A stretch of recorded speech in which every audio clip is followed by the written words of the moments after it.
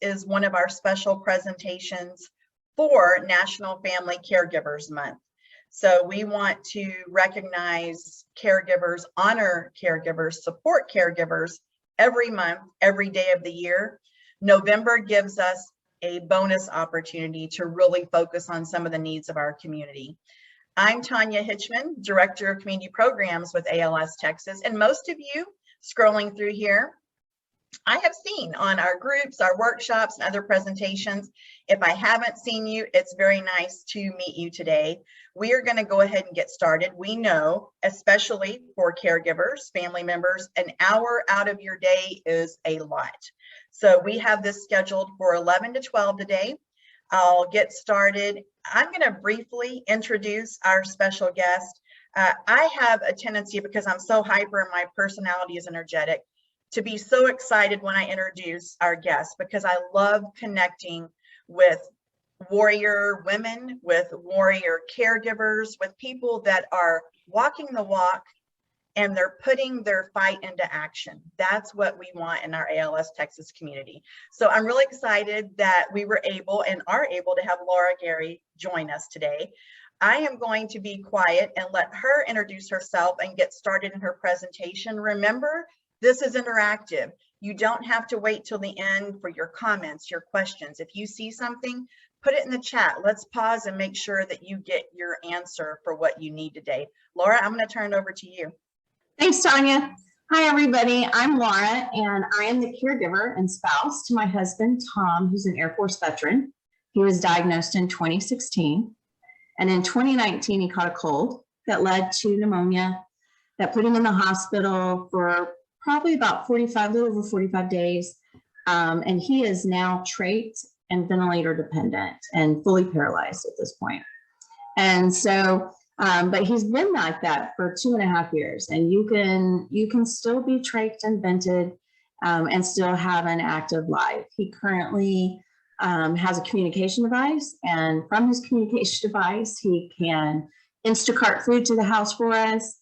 He gets on Facebook and Twitter and does all kinds of social media things. And one of the coolest things he does is he used to do photography when he was pre-ALS. And once he was vent and trach, he taught himself how to use Photoshop and Lightroom with his eyes. And he's taken all those raw photos and he has tweaked them and played with them and made them just the way he wants them. And now he sells them on Fine Art America. So now my veteran is a artist that sells his work. So it is a tough life. I'm not going to lie to you, but you know, the good thing about the VA and having the VA behind you is that there are resources available to make things a little less problematic for you, meaning, you know, you can get the equipment you need. There are caregiver and respite resources. And that's really what I wanted to talk to everyone today about, is really understanding the VA. I think some people get a little confused when they're dealing with the VA, but I wanted to talk about the VA and, you know, the different resources that are either VA resources or non-VA resources. And then some caregiver, you know, identifying as a caregiver, because I don't know about y'all, but it took me a little bit to realize that I was a caregiver and not just my husband's wife. And so at the end, we're going to talk about a little bit of a harder topic, what happens when the journey ends. It's one of the things that, you know, we know in the back of our mind is going to happen, but sometimes we just don't want to touch that topic because it's just so hard and you know, the feels get going. So let's just get started with the VA. Yeah, and we had a roadmap. Our next slide kind of has that roadmap that you just went over, Lara. Well, I think it was before that, but you covered everything that we can expect today. So yeah, really in this slide here and looking at the different branches or arms or silos, whatever you want to call it, of the VA, I think this is so important. I have heard many times from caregivers, I'm not sure if I should file with Medicare, with VA, you know, VA first, then Medicare. So I think really covering that today is going to be important for our community. Yeah, most of the veterans were probably brought into the VA system through what's called a VSO, a Veteran Service Organization, or a Veteran Service Officer. A lot of veterans use the PVA, Paralyzed Veterans of America, and they do a great job. We did PVA. I'm actually, just so everybody knows, I'm in Central Texas. I'm just outside of Austin. And so our VAMC that we attend is really out of Temple. It's the Central Texas Medical Center. And when I first started trying to figure out, who do I talk to for what, the PVA was really good about getting the benefit side of the house. And when you talk about the Veterans Administration, you see I have two silos, and that's really how I've been able to make it all work in my head to understand things. Is there's the VBA silo and the VHA silo. And believe it or not, those two never meet. The VHA people have no idea what's going on in VBA, and VBA people have no idea what's going on with the VHA. So the VBA is really your rating, getting your rating and your initial, the 100% service connected. It's getting your grants, like your automobile grant or your, HISA grant, the grant that's going to remodel your home. Educational benefits for spouses and children, and as well as the death benefits. And so that's where the VBA comes in. And the PVA, the Paralyzed Veterans of America, is amazing at getting all of those benefits going through the VBA. One of the problems is when you have to get your medical care through the VHA, or Veterans Health Administration. And that's where all your health care is going to come from, and your caregiver support. So just remembering and identifying, who you need to talk to, what silo they live in, can help you a great deal. Yeah, and the next slide really goes into the VHA a little bit more as well. Right. And so before we hit the VHA, does anybody have any questions about benefits? Are they trying to get benefits? Are they trying to do the automotive grant? Or we just passed the clothing allowance benefit. So if you didn't do that, then make sure you talk with the PVA, and next year put in the paperwork, and the VA will actually pay you, or pay your veteran, a clothing allowance, because there are some special clothing that sometimes our veterans have to use, especially if they're in wheelchairs, if you're having problems with your housing grant, things of that nature. And just real quick, I wanted to point out, the VBA is actually letting you use part of your housing grant to get whole house generators because of what happened earlier this year. And the power outages, if your veteran is on I believe it's a ventilator, but it could be non-invasive ventilation as well. It might be worth contacting the PVA to see if they can help facilitate something to get you a whole house generator. We actually had ours put in August of last year, so we were prepared for the snowstorm, and we never lost power. Actually, we were the only lighted up house in our neighborhood. So if anybody has any benefits questions, I can kind of help with that as well. No questions? Laura, and we'll keep monitoring that the chat for any questions that come up, and we'll pause here too in case anybody does have anything. Nope, everybody's going to be quiet, huh? Give them time. Give them time. It's okay, everybody. And just know that y'all can step in and ask questions at any time. This is really kind of like a free flow type presentation. If you have to stop and go take care of your veteran, no worries, because you never know. I may have a caregiver pop out that says I'm needed as well. I put this little Churchill saying, never, never, never give up. I've lived by that.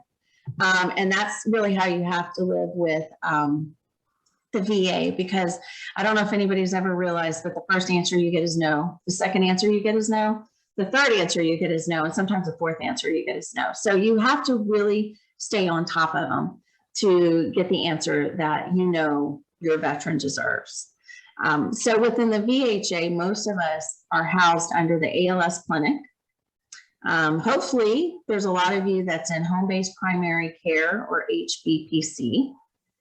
And then there's care in the community. And if you're receiving physical therapy outside of the VA, or skilled nursing outside of the VA, then you're getting your care through care in the community. But that's still housed up with the VHA side of the house. So when you have VA ALS clinic, you're going to get, a multidisciplinary clinic, but home-based primary care provides a multidisciplinary clinic as well. And care in the community provides a multidisciplinary team. So you may have an ALS physical therapist, a home-based physical therapist, a care in the community physical therapist. You may have a nutritionist through VA. You may have a nutritionist through home-based primary care. There are social workers involved in your care, both through ALS clinic and home-based primary care, pulmonology, whether you're seeing a VA pulmonologist or a non-VA pulmonologist. It just gets crazy. It's like, who do you talk to? And I had that problem as well. Typically, if you are in a home-based primary care program, that's going to be the person that you contact. So say you need physical therapy, contact home-based primary care first and get things going with them. If they give you any back, hiccup or say, we don't want to do this, that's when you can call your ALS clinic and talk to them. But it can get confusing on who to talk to. For us, we have all three of these things going. I do have a ALS clinic, or my husband has a ALS clinic therapist, a home-based PT, as well as a care in the community PT. And the way I work it is the person that sees Tom gets my attention. And that's the care in the community physical therapist. So that's who I go to for everything. And then we just let them figure out behind the scenes who needs to know what. Laura, I do want to say we've got some comments in the chat box regarding equipment. And I do want to share with y'all, we will have some slides coming up that are focused on equipment, and we'll see if your answers are in those. If not, we'll talk about it for those slides. The other comment in the chat is asking if this presentation is only addressing VA benefits. This presentation is for veteran caregivers, so it will be focused on veterans today. We have other workshops that apply to different groups in our community. Today, we're focused on veterans. Okay, sorry, I wanted to make sure we got those addressed, Laura. That's okay. I thought somewhere I saw something about the OB. Yes, that was the equipment, yes. And we can definitely talk about that when we get to the clinic. Just remind me to talk about the OB. Okay. When we get there, we'll do that. And the next slide that you have for the VHA talks about the VA contracted hospice. It does. If you're not in hospice, you may at some point be in hospice. Our VA does have a palliative care program within the VA, but they do not have a hospice program. And we recently went into hospice. And I learned quickly that hospice is an additive benefit to your VA care. So if you get hospice and a hospice company comes in and tries to remove services, such as your physical therapy, if you're taking, like my husband takes the Radicava infusion, the VA pays for that. They can't take that away. They can't take any services you currently have away from the veteran. This is just an add-on service, which is very different than if you were to get hospice through Medicare. So if you have the choice, which you do as a veteran, you always want to go ALS or veteran or the VA contracted hospice. We use Hospice Austin. They are actually very good, and my husband's been able to, access pain medication, anxiety medication that his VA hospital clinicians were hesitant of giving him. So far we've been in a month and a half, and I'm actually very happy with our hospice team. It just adds another layer of folks you have to deal with. So, but so far so good. And Laura, we had another question here, and I've heard this many times. Can you use VA benefits along with Medicare benefits? You can, but there's no reason to. When your veteran is diagnosed with ALS, it is 100% service connected. So for example, you go into the hospital. The hospital is going to ask you for your insurance cards. Well, you say, here's my VA card. They're the ones that you're going to, get for payment. And then they may say, well, do you have Medicare? Yes, I have Medicare, but the VA is the one that's paying for this. Now, the caveat to that is you need to let the VA know that your veteran is in a non-VA hospital within 48 hours of admitting, which is very easy because if you have home-based primary care, you probably can just text your nurse practitioner and say, we're in the hospital, we're in the ER, they're going to admit, we're in ICU. And that covers the notification process.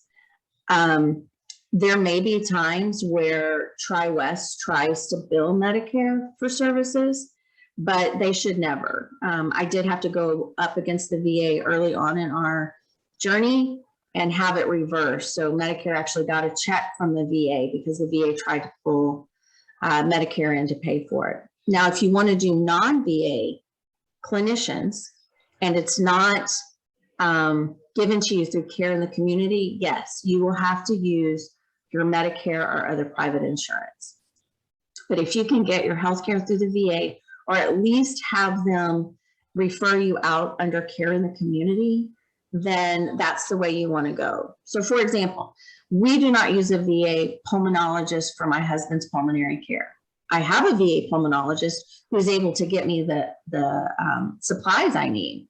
But for his actual care, we use a non-VA pulmonologist in Austin, and that's the person that does Tom's trait changes, or if he gets sick, they're the ones that dictate how his care is going to go. And that's just a preference with us because I just didn't feel comfortable with the pulmonologist at the VA. The same goes with his PEG, his feeding tube. We have a non-VA GI doctor that helps my husband, again, because I wasn't comfortable with the VA, and they were able to get us into the care of the community, and we are able to use non-VA clinicians, but the VA pays for it. Did that answer the question? Okay, good. Thank you, Laura. And I know as we continue into this presentation discussion, we're going to kind of transition into equipment and covering those. And I want to share again from the ALS Texas perspective and what I've heard in groups and presentations.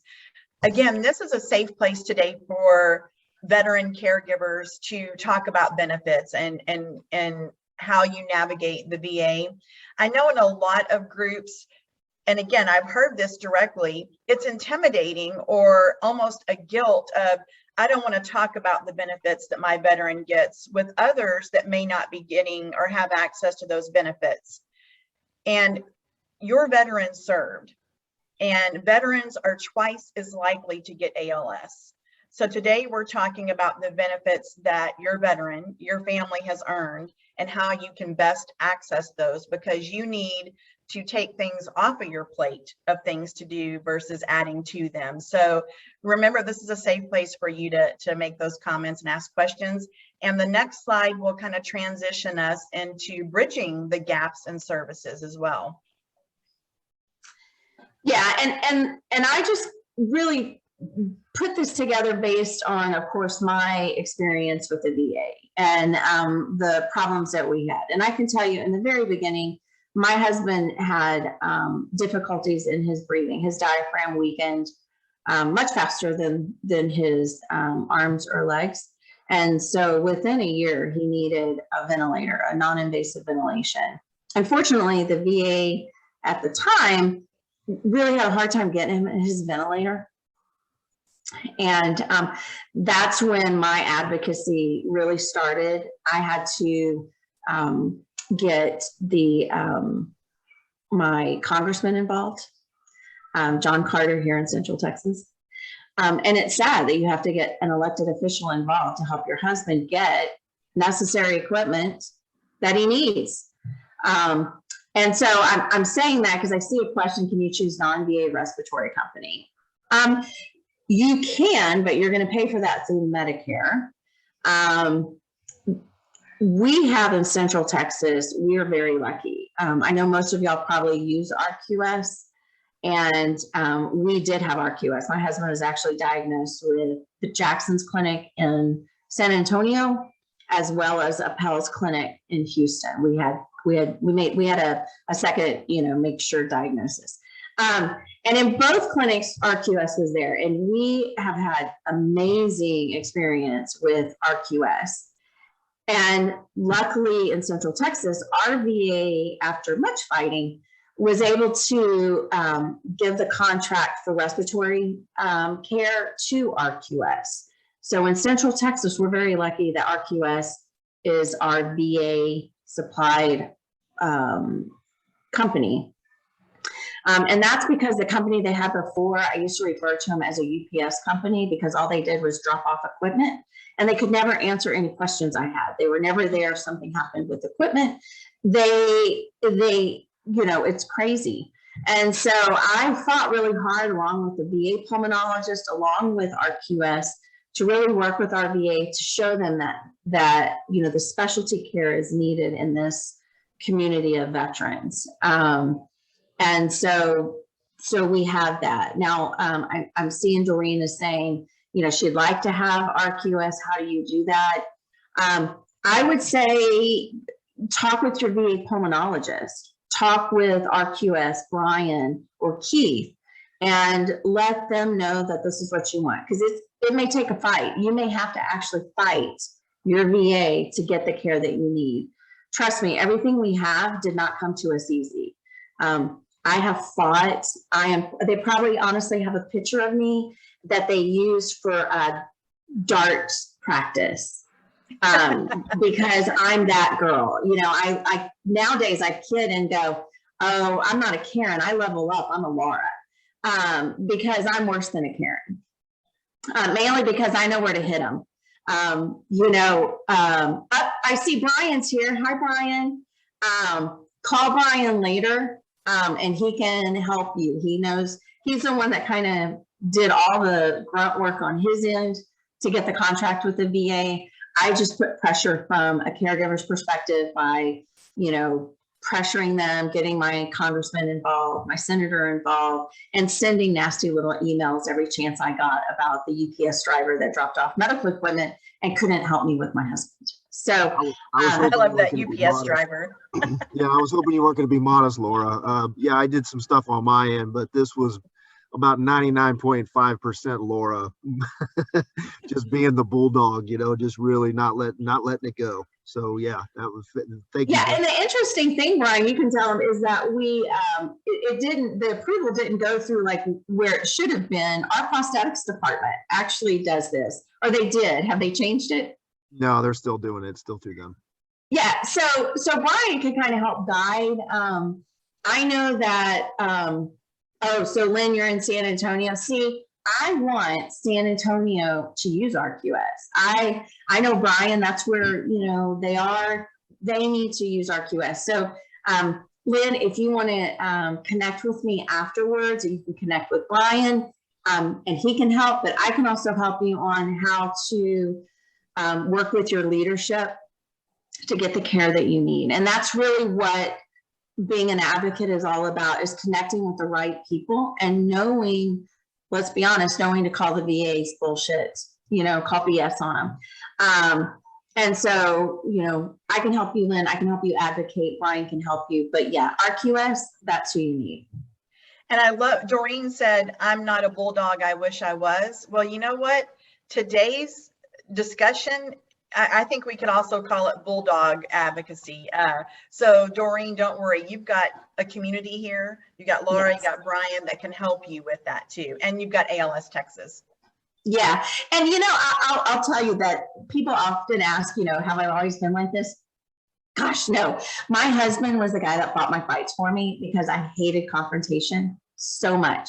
But I think what has happened is, pre-ALS, I was a consultant. I did consulting in the environmental arena, and I did more regulatory work. So I did rule writing and rule review, and I would go in and argue with the state of Texas and the EPA on how to there are rules and, different variances in them. So I have a background in being able to argue things like this.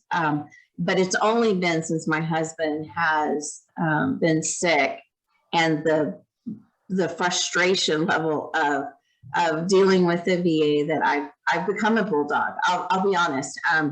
I actually channel all the sadness and anger and depression this disease puts on my shoulders, and I channel that to the VA. So the VA is the receiving end of all my anger and all my, and it's, I like to say I use my power for good and not evil. So. And I saw another question here, I think is really, I'm glad that this got asked because I see this a lot. If my father is a veteran and main caregiver for my brother who's diagnosed with ALS, can he get any benefits or assistance? So just off the top of my head, I'm kind of thinking your brother would get all the benefits and your dad would be like a beneficiary to it. So if your brother has a home, your brother can have his house remodeled and, made where it is handicap accessible. And then your dad would be able to help. There is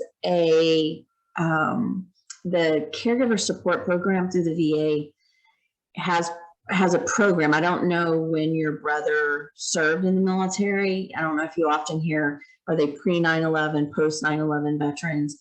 There was, with the respite care program, the caregiver support program, there's a stipend that can be given to the caregiver, but the veteran would have had to serve post 9/11 or 1975 and earlier. They're trying to phase in the group from 1975 to 9/11, which that's where my husband served. He served in the first Gulf War in the 90s. So we are not, your brother did not serve, your father did.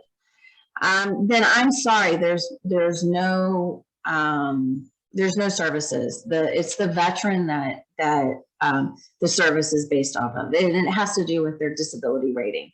So unfortunately, your father wouldn't be able to access any benefits. Now, he may be able to access benefits for him if he has a rating, and maybe, there may be some services that your dad can get that could help. I don't know if that explained it right, but yeah, you're with your brother not serving, your dad wouldn't get the same benefits that we're talking about.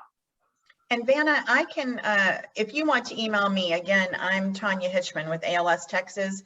The United Way has a veterans network that I've been told has some benefits for family members, not benefits, but services, I should say, and support. And I'm happy to send that information to you. I will put my email address in the chat as well for anyone that has any questions, but that may be another resource for you to explore as well. And as we move on to equipment, I wanted to make sure that we got to, I love the slide you have on here, Laura, that says, if you've seen one veteran with ALS, you've seen one veteran with ALS. And I think that's really important because it's so different and unique. Yeah, and I say that because we also say, if you've been to one VA, you've been to one VA, because while they are supposed to work very similar, they all like to think that they are independent and they don't have to always do what National VA does. But it's true. If you've seen one veteran with ALS, you've only seen one. What my husband's needs are may not be what someone else's spouse's needs are. But I think in general, you can say that at some point in the progression of this disease, you're going to need transfer equipment.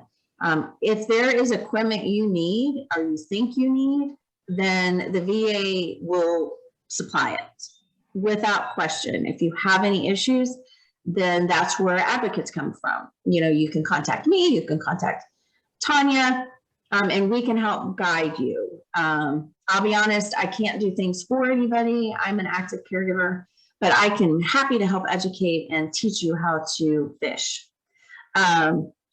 So some of the equipment out there are transfer boards, gate belts, Hoyer lifts, ceiling lift. We actually have a ceiling lift, And it is the best thing in the world, because the Hoyer can be kind of clumsy, and it doesn't feel, when you're moving it, it just seems like it's not, stable.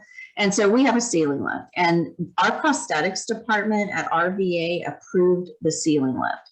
So our ceiling lift was actually put in separate from our housing remodel, the grant we used for the remodel. So just know that there are some things that you may think, I wonder if they'll do it or not.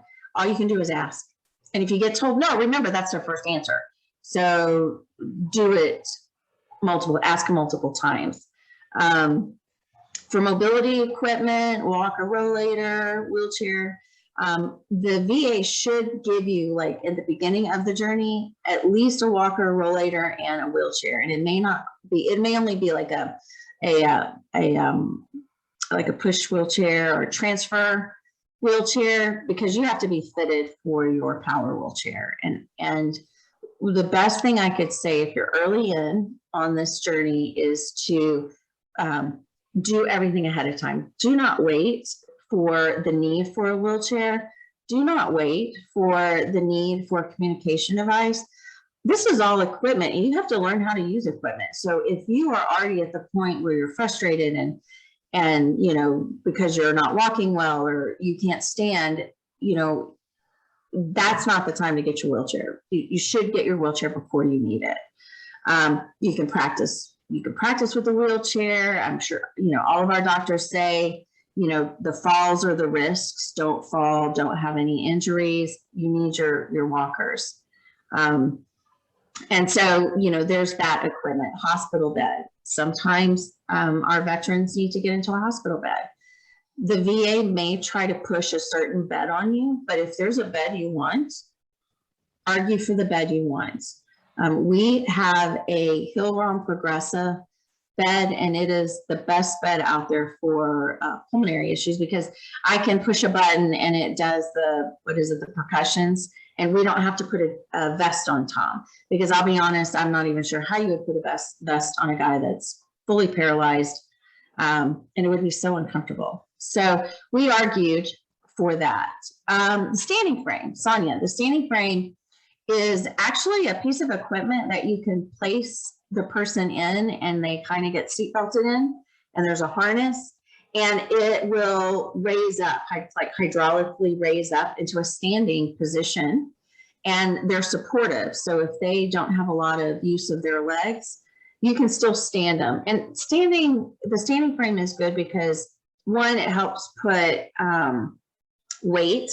They can still put weight on their legs, and that's good for their bones. And it's really good for breathing because they're standing up. Ryan could probably pop in on that one. So they're able to really breathe, which is very different than sitting down or laying down. Gravity is a good thing sometimes. And so, their, blood flow is really good. Respiratory, it's good for respiratory. It's great for, GI. And it makes them feel good when they can stand up. The VA got us a standing frame. Now, granted, you are going to have a house full of equipment. You just got to figure out where to put it. Half my stuff is parked next to my dining room table. Do you happen to have pictures of the equipment? I don't, but I am sure that we could get you one. And I can take a picture later and send it to Tanya, and Tanya could send it to you. It's a great piece of equipment. We used it for almost a year, and this was after Tom came home that he was paralyzed. He still had a little bit of core strength and a little bit of leg strength. And so we would stick it in him, and that's what the physical therapist would do. We insisted that we had a PT in the home to help supervise it, because it can get hard. I mean, we are not experts in body mechanics, and the VA sometimes likes to pretend that, we'll just send a PT to help you for, 2 or 3 visits, and then you take over. You at any time can say, no, I'm not taking over. That's not my job. Your job is for PT. You send the PT over.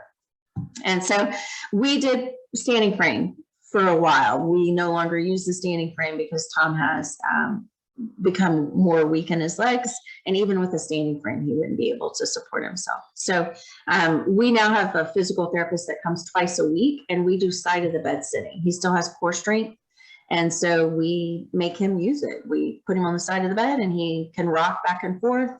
And that's his physical therapy. And I am very insistent that the PT keeps it up.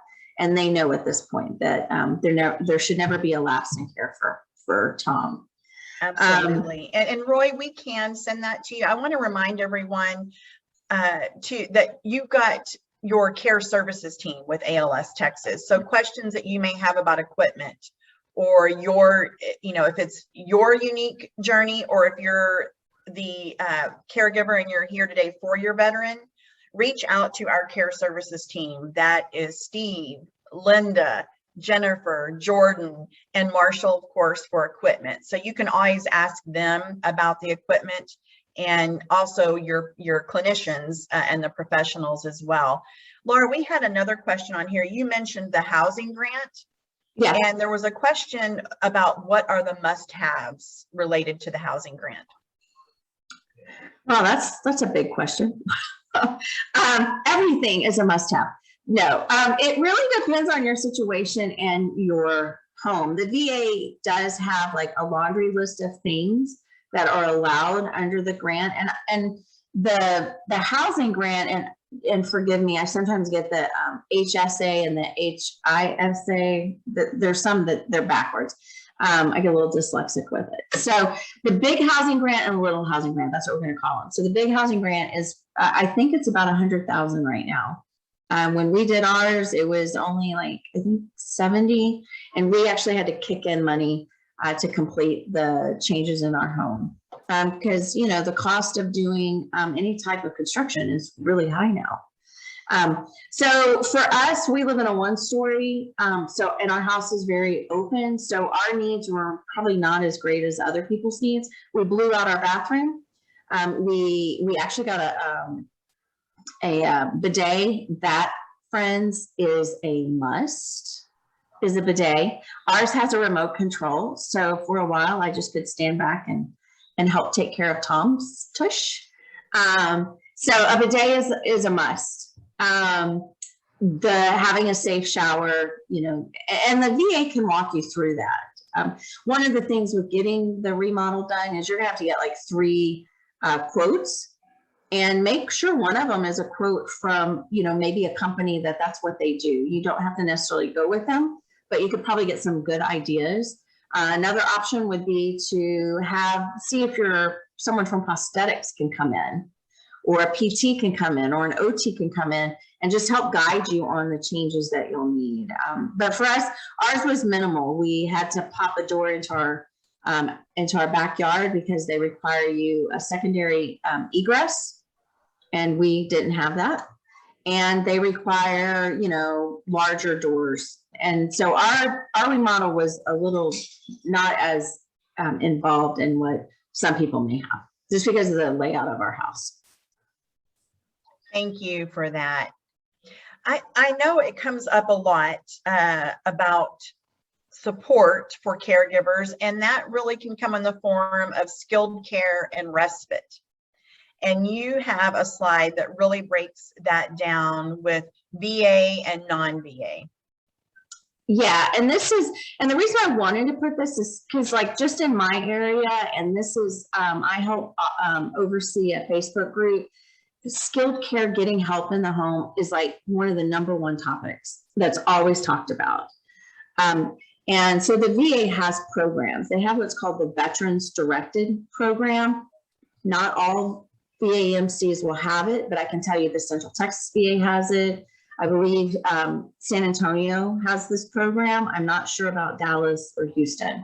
But Veterans Directed allows you to hire a non-skilled person to help you around the house. So really to help with ADLs and IADLs, or activities of daily living. And they can pay anywhere, depending on what the veteran's needs are. They may pay you to have someone for 10 hours a day, or 40 hours a week. At the highest that we've had I think a 40-hour girl and a 32-hour girl, non-skilled.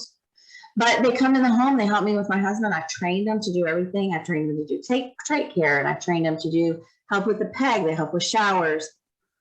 So that's a program that can help you for respite.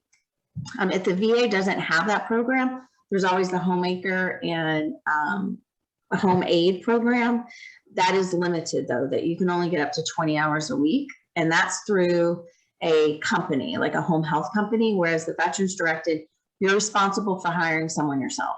You can go through care.com, CareLinks, Facebook, any way you want to hire. You can hire your kids, you can hire yourself, as long as you're not the one signing the timesheets. So it may be a way to, it's a way to supplement income if you want to. If you have a kid that's like, Mom, I can help, but you know, I'm not gonna be able to work a few days. Well, we can supplement that income with Veterans Directed. You can be a paid caregiver. The biggest one that we've seen is skilled care. Oh my gosh, private duty nursing. Who doesn't want that? Well, Central Texas VA is now providing that to all of our veterans with ALS that ask for it. So is that the Maximum Healthcare Group? It is. Okay. They go with there's other home health companies that can be contracted to do it. We actually was with a smaller company and they were having a very hard time getting our shifts filled. And so we opted to go with Maxim Healthcare. Maxim is a larger national company. And so the next slide will cover that too. I want to make sure we get to the next slide. Yeah, and that's why I have that one. But so private duty nursing. So this is just some stats that, well, okay, we'll finish. Non-VA, you can contact the Elizabeth Dole Foundation. They do have respite program. It's a tangible service that they can give. Senator Elizabeth Dole founded the foundation, and you can get CareLinks to come into your home for non-skilled care. So do you need someone to clean your house while you're caring for your loved one? Do you need someone to run your errands, to put gas in your car, to do all those things that you just can't seem to find time to do? This would be a great program for you, especially if you don't have access to the Veterans Directed program. I think they're giving up to 96 hours.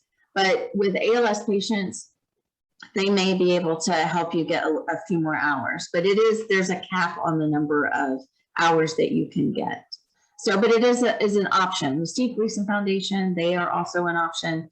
And the Wounded Warrior Project, if you're a post 9/11 veteran, they have all types of assistance for those post 9/11 veterans. Fantastic. Okay, so I asked Maxim, which is the company that is helping us, to give me some stats. And so they first brought on their first skilled care private duty nursing veteran in November of 2019. And then as you see, the second one came, the following July. And now at the bottom, you'll see that, now they have 6 veterans admitted. 2 are G-tube, trach, and vent dependent. One of those is my husband. And we do get 24/7 care. So I have a nurse, an LVN or an RN in my home most days, Monday through Sunday, 24/7.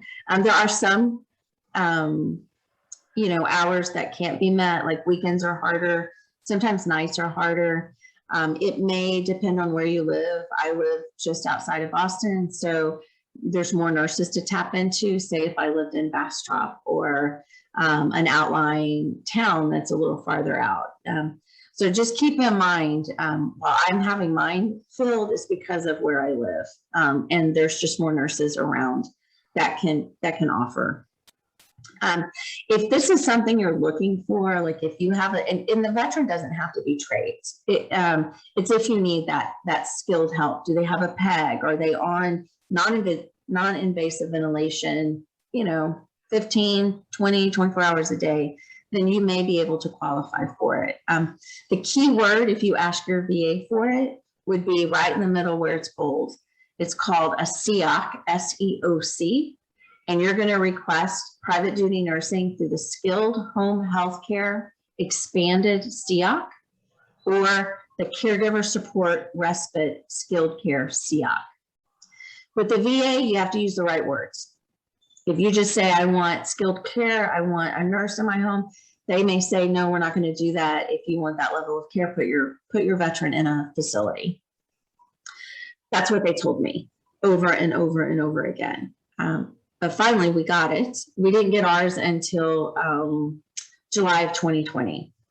So this is the way you're going to get it. So write that down. The expanded, the skilled home care, expanded SEOC, and the caregiver support respite skilled care SEOC. And you'll get this recording, so you'll be able to go back to this to get it as well. Yeah. And if we need to do like PDF it and have Tanya send it out as a PDF, that's fine too. But that's how you're going to get it. And if you're told no, just remember, again, that's the language they speak is no. So you have to say it a second time, a third time, and then you have to start going up the chain of command. Remember that low-level clinicians don't have the authority to make approvals like this. So while they may say no, say, I appreciate it, but I know you can't make this approval. I want it to go up the chain of command. I want the chief of care in the community to give me a call. Simple as that. It's know who to talk to and what to say. Any questions? Absolutely.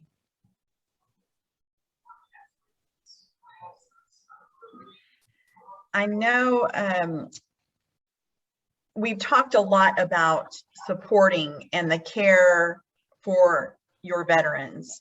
As caregivers, that's another component that we need to talk about too. The ALS journey is every day has some anticipatory grief for everybody involved. And the transitioning role for you as a caregiver, you were a wife first, a mom first. You have all these other different roles that you identify with. It's not just as a caregiver, and identifying as a caregiver can be a challenge. Would you agree, Laura? I would. It took me probably a good 1.5 to 2 years after diagnosis before I really embraced the caregiver term. And really, I didn't even consider myself a caregiver for the first year because I was just a wife taking care of her husband. When Tom was diagnosed, we've been married 25 years. And so, when you're married a while, you're just doing what you're supposed to do. You're caring for your husband or your child or, the person that you love. And so you sometimes don't recognize or see yourself in a caregiver role.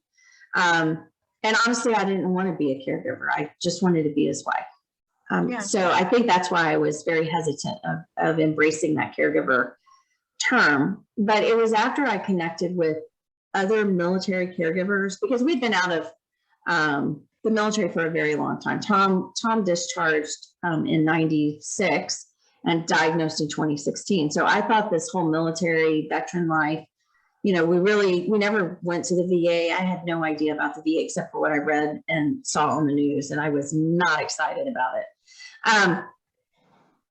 But it was connecting with other veteran caregivers that I started to realize, okay, that's me, and okay, these are resources. Oh wow, they're having the same issues. I'm having different problems with their veteran, but very similar anticipatory grief and trying to, figure out, your place in the marriage now, because now it's, it's not the 50-50. It's definitely not that anymore. And so, it was hard. So if you're having a hard time, I do say, try to meet with other people. I know Tanya has a support group. Definitely get involved. Even if you're shy or you don't want to bother anybody, it is very therapeutic to talk about what's going on, and for someone to say, man, I think that too, or I thought that, and I was kind of ashamed to even think that, and to know you're not alone. So connect if you can.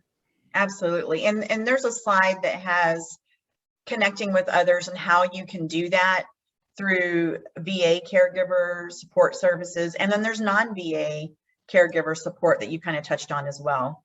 Yeah. And if you'll go back one slide, that caregiver journey map, experience map, you can find that on the Elizabeth Dole Foundation's website. And it's really a good map to look at, because it talks about, really from the beginning of determining your caregiver to, kind of finding your rhythm and seeing how things go, and knowing that you can circle back and you can go backwards on a caregiver amount. It's a really neat thing to look at. The Elizabeth Dole Foundation partnered with the VA to do this map, and you can access, like I said, you can access it online.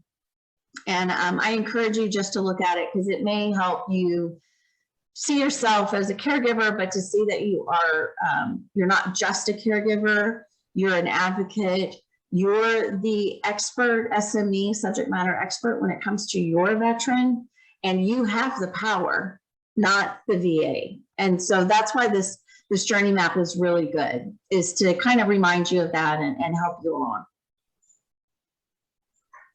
Okay. Definitely. We need reminders. And as Lara mentioned, we've got a women's caregiver group. So just for women and your unique journey in being a woman. We have a men's caregiver group. We have connection groups throughout the state for both those living with ALS and their loved ones. So, and we have peer support groups for youth and children too. So we have something for everybody to connect, because like Lara said, it's so easy to get on isolation island, where I don't want to deal with this, nobody's going to understand it, and I'm not going to share how I'm feeling, because I'm going to feel like a butt if I say this. And then when you realize that there's 10 other people, they say thank you, somebody finally said it. So it's really, really important. And we have some more slides that we'll share with you in the recording presentation that has non-VA and VA resources and caregiver support programs. I do want us to transition into what Lara shared at the beginning of the presentation, when the journey ends and planning ahead. ALS has difficult conversations that must be had every day. Just because we don't have them doesn't mean that they don't exist. So I really want to hear what Lara's guidance is on planning ahead and how some of those things that we haven't thought about, we need to think about. Can you go there? Yeah, okay, let's be honest, I have control issues. And so by planning, I think it helps fulfill that control, because ALS leaves you so out of control. It just makes you feel your head swirls. You just don't know what's going on. You're having to think about caring for your veteran, caring for yourself. In my case, our son was 13, almost 14 when his daddy was diagnosed. Caring for my son. I mean, there's so many things. And then it's like, crap, this disease is 2 to 5 years. What if he's the average and he dies in 5 years? What am I going to do?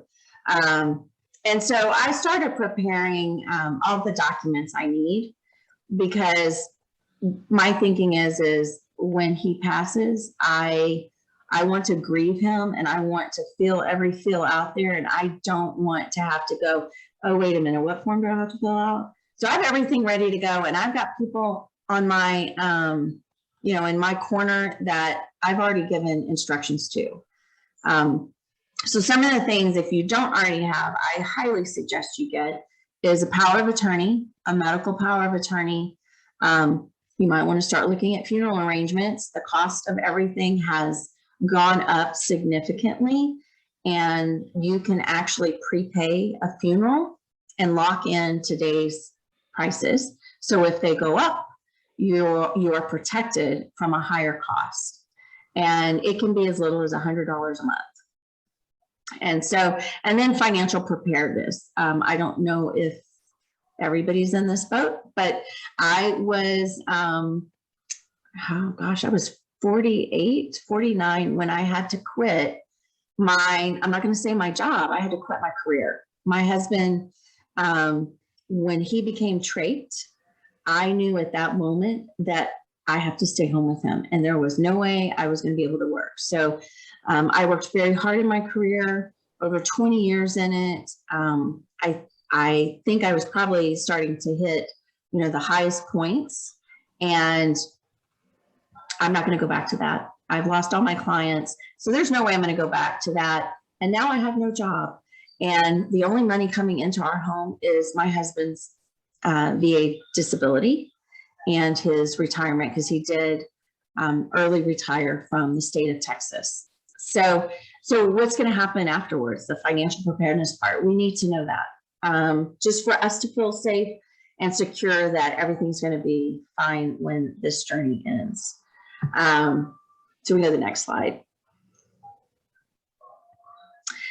So I threw this up very quick, and we can take pictures of it and send it out if we need. But the VBA has benefits. They do have a burial benefit that you can access. It's not a lot, but every little bit helps. If your veteran wants to be buried at a state cemetery or a veteran cemetery, then the benefits are a little more. In our case, he's going to be placed in a family cemetery in a little town called Navarre, Texas, outside of Corsicana. So the benefits won't be as great for Tom, but there's also education benefits. If you want to go back to school as a spouse, you are eligible for Chapter 35 benefits. And so you could go back to school if you wanted to. You could do a tech school if you wanted to. And then there's DIC. If you haven't heard of DIC, that's a very important term you should know. It's death indemnity compensation, I believe is what it stands for. That is a compensation payment that's paid to the spouse only of the veteran, or the children, if they're surviving children under like 18, I think. And so DIC payment is roughly $13.57 a month. There's actually legislation in-house now. There's a markup going on in committee, I think today actually, where they're talking about raising the DIC allowance to be more in line with what other federal agencies do. There's the veteran's final disability payment. Know that if your veteran passes on the 5th of October, the VA is going to pull.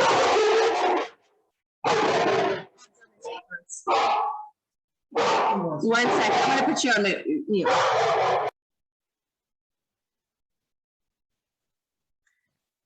We can all relate, right? This year and a half of everything by Zoom, we know that kids and dogs and family, it's all part of the journey.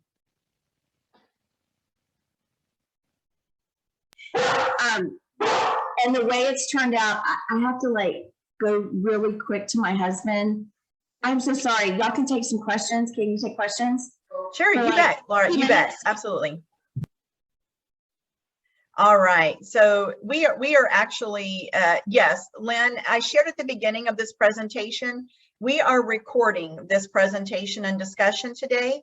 For everyone who registered and or joined today, you will be sent a link to the recording of this event. So you will have all of this information that Laura has talked about, information that has been shared in the chat and resources. And I will, of course, include my contact information in there as well, so you can reach out to ALS Texas with any questions that you've got. And she's back. I just had to do a little something.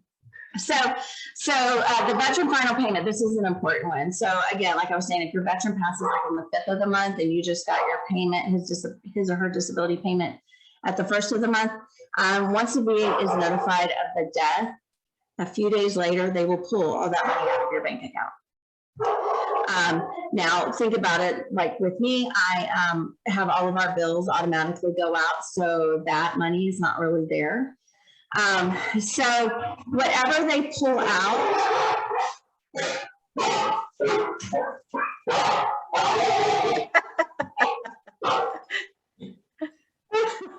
sorry, then they will replace it, but it's going to take a few months because they will issue a check in your name. So does that make sense?